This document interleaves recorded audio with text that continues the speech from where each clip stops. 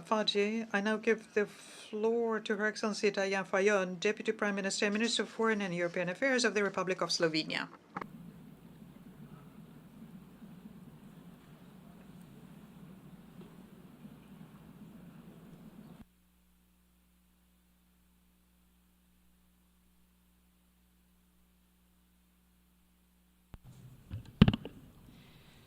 I thank the co-chairs of the conference and of the working groups.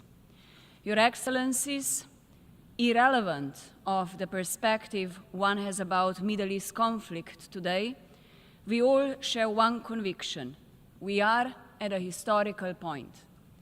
How peace in the Middle East will be pursued is what will define the history our generations write.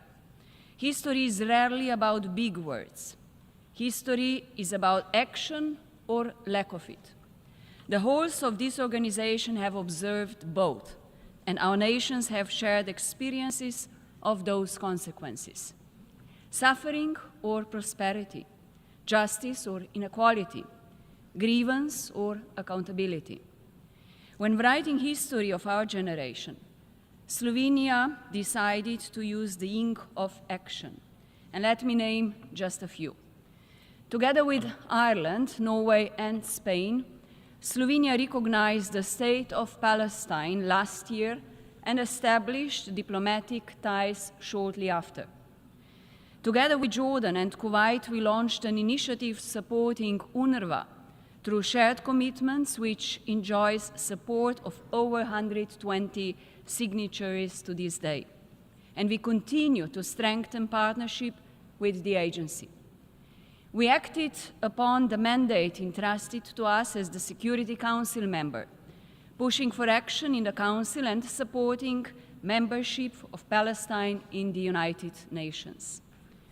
We participated in proceedings for advisory opinions of the International Court of Justice and supported action in the General Assembly.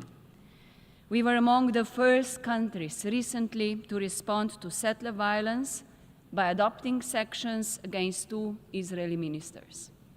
And we have supported any well-intended other initiative along the way, including the US, Egypt, Qatar-led mediation efforts.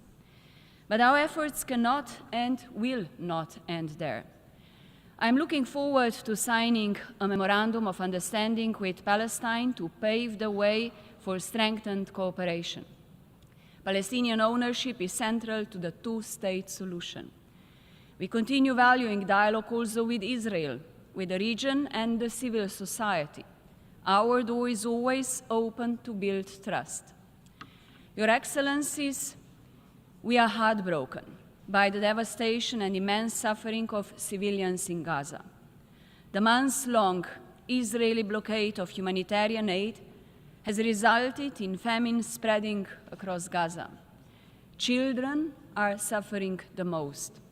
We take note of recent temporary measures which are long overdue and definitely not enough. We are appalled by dangerous trajectories in the West Bank, including East Jerusalem, and we resolutely stand against terrorism and strongly condemn Hamas' barbaric attack on October 7th. We do not need a new blueprint to reverse the course of history, as we already have it. We have international law, and Slovenia calls for its full respect. This includes the decisions of the ICJ, both advisory opinion on occupation as well as provisional measures on Gaza.